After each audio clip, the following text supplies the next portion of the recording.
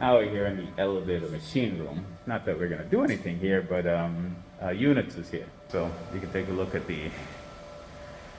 look around. These are the two motors for the elevator. And our units, of course, is here. So this is one of the LG unit that we're gonna be working on.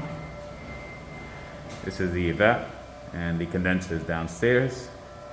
And of course, these are the elevator machine room controls. Got one here and of course one there.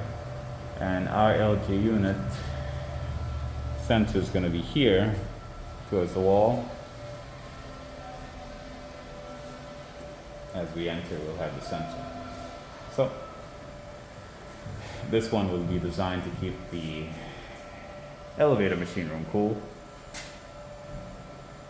as things run.